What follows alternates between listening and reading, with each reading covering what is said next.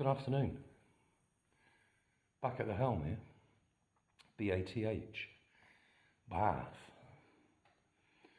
And I am in Bath. I'm in St Mary's, Chalcombe, which is the mother church of Bath, which means it's the oldest surviving building that's still worshipped in. Norman, 12th century, but we're not here for that today. We'll have to do it another day. My gimbal is resting on the Norman font, which is carved from one piece of stone. And what were fonts for? Holding water. And that's what today is all about. It's about the holy wells of Bath. We've got the hot ones in the city, 1.8 miles to the south of here. And there are, or more accurately were, 3 more holy wells in close proximity to each other to the north of the city. St Winifred's Well in Sign Hill, of which there is now no trace, but its existence has been documented if you want to do a little research of your own. St Alpheg's Well in Lansdowne, which is on private land and very difficult to access, with the actual spring behind a locked door of a tiny outbuilding. And the last of all, the one where I'm at now, St Mary's Well in Chalcombe. I'll put the church's website in the description below, so you can have a look. But the pulpit's quite odd as well, rather than being standalone. Look. Built from stone. It's been added to a lot over the years.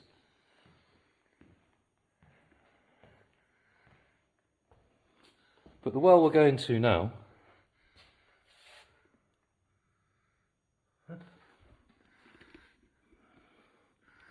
and the mouse police never sleeps. Do you have to turn the light off? Does it turn it off or is it on a...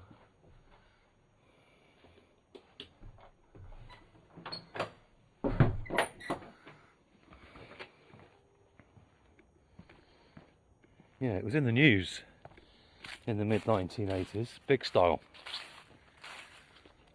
because the church wanted to sell the rectory, which is over there behind lots of trees and shrubbery. You get a good view from the road, but I'm not going to be poking my camera through his gates. The place is worth millions. I've no idea who owns it. Probably someone very, very important. But why was it in the news? Well, the rectory was going to be sold, and the holy well was in the grounds of the rectory. The spring had already been moved, I'll tell you that, because when the Normans built this church, that's where the spring would have been. So they would have culverted it from here over to the rectory. And let's read you a bit from an article of the Bristol Evening Post in June 1986, entitled "Hermit Told to Quit Holy Well Site." Yeah, they had a hermit here. And I quote: "The Bishop of Bath and Wells has obtained a court order to evict bearded 42-year-old artist Alan Broughton, who has made a makeshift home under a tree in the grounds of Chalcombe Rectory near Bath. The rectory is due to be sold by the church, even though its grounds include St Mary's Holy Well. Church Warden John Kirkham is leading a campaign to preserve the well in some way, and has sent a letter of support to be added to similar letters from other concerned parties for presentation to the church commissioners. It is to be hoped the church will not put profit before sanctity." And I'm glad to report the letters were successful. The rectory was sold. The well, or the spring as I prefer to describe it, was moved to its present site. Though there's no mention of what happened to the hermit custodian. None at all. He was obviously evicted. There's no way anyone's going to buy an old rectory that's got a sitting tenant in it. Well, anyway, I've been using this spring for nigh on 3 decades now, and to my horror, just before the first lockdown began, a sign appeared on the statue of Jesus being baptised in the River Jordan. Be careful, it's quite slippery, and I've only got trainers on. Oh, someone's been here before me. You have to stick leaves in the little outlets. It used to flow a lot better than that. But here's the sign. We regret this water is not for drinking. What is it for then? Well, let's have a look. The current church warden informed me that the water isn't from a potable source, meaning that the water isn't supplied by our local water cartel, Wessex Water, and its purity could not be confirmed. This somewhat contradicts the information provided in a church publication about St Mary's. That'll be in the description below as well. Of course it's not provided by Wessex Water, it's provided by God. Well, according to local hearsay, this water is excellent for bathing one's eyes in. I'll let you know how that goes, as my eyes have been terribly dry and itchy of late, and I'd rather try this remedy first before getting an eye wash from a chemist's. It also makes the best cup of tea you can imagine, and I'm not joking. So, what about the title of this video? Why do negative ions create positive vibes? According to a website called WebMD, I'll leave that in the description below if YouTube will let me. Negative ions are odourless, tasteless and invisible molecules that we inhale in abundance in certain environments. Think mountains, waterfalls and beaches. Once they reach our bloodstream, negative ions are believed to produce biochemical reactions that increase levels of the mood chemical serotonin, helping to alleviate depression, relieve stress and boost our daytime energy. Well, that's why I'm here. Let's crack on with it.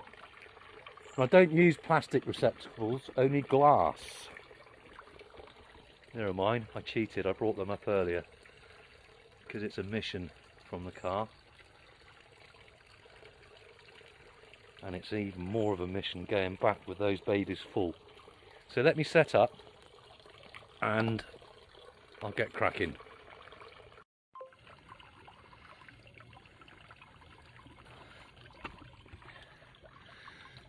Yeah, it's working okay. I love the noise. Now the reason I use glass and not plastic, somebody told me years ago that when water charged with negative ions comes into contact with plastic, it becomes neutral. I've taken it to music festivals before in plastic receptacles, and I can tell you it still makes the best cup of tea.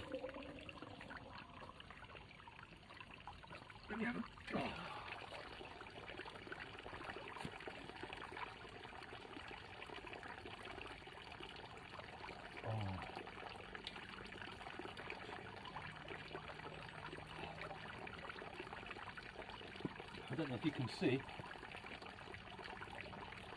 but there are like, where I've left the water too long, not used it all, there are mineral deposits stuck at the side of the glass, and I don't really want to put sand in and wash them out. I'm going to leave it there. I haven't been since July. It's like 4 months ago, nearly 5 months.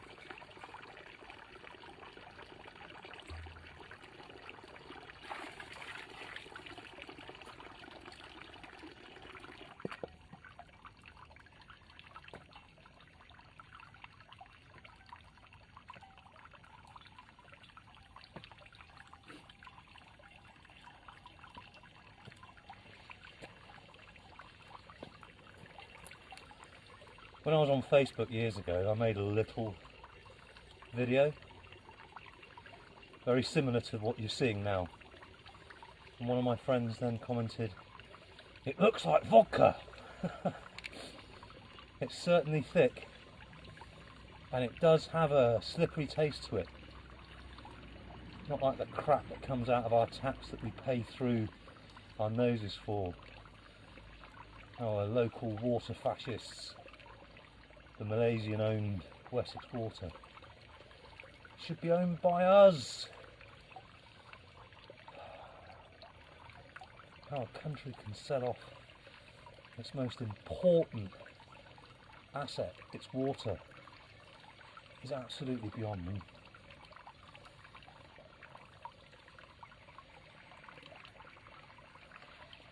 These demijohns, how many times I've used these here, I've absolutely no idea.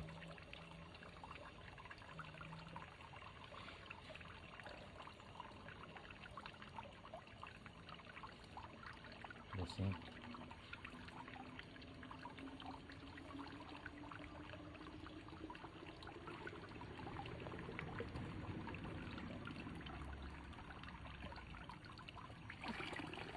Take a sip out so I can put the cork in.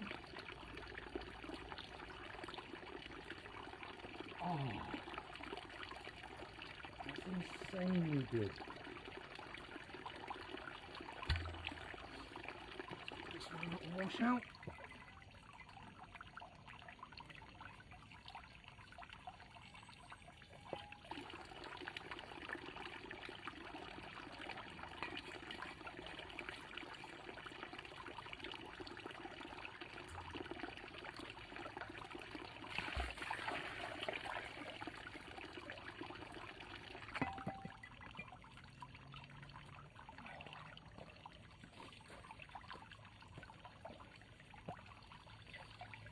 Now, if John Wood the Elder, the architect, the Freemason and occultist who laid out the plans of Georgian Bath, is right that Bath is the centre of the Druidic tradition in the UK, then they almost certainly would have been here. There was a book I found not long after I'd moved here. It was in a waiting room of a dentist, and it was about this church, and it was written by a parishioner, but the book didn't have an ISBN, and I can find no trace of it now. And St Stephen's, just about a mile away from here, who looks after this church, claimed to have no knowledge of the publication. The first chapter was about the pre-Christian use of this site. I don't know whether you saw up there, there's a yew tree in the graveyard. That'll be a couple of thousand years old. Before the baby Jesus was baptised in the River Jordan. Light's failing quite quick now, it's only about 3:30.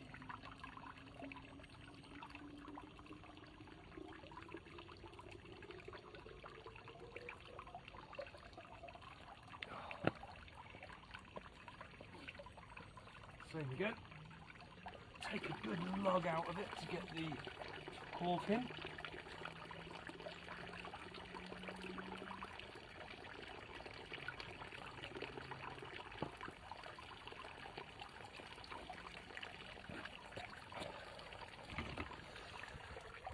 This then was created in the mid-1980s, and they even went to the trouble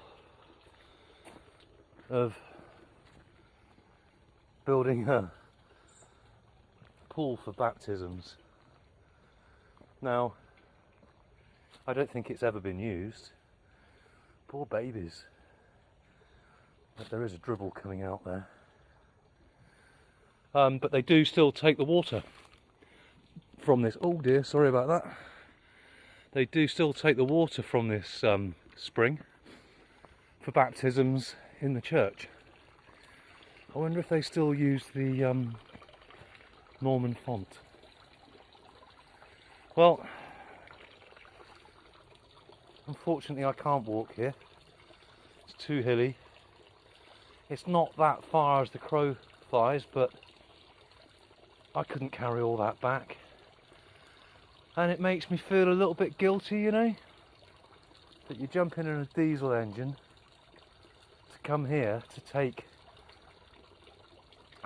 our most necessary substance, because without water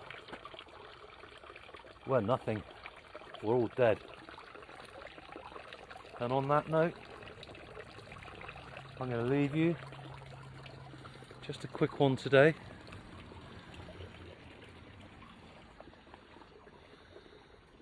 Have a look in the description below. Is that black bear?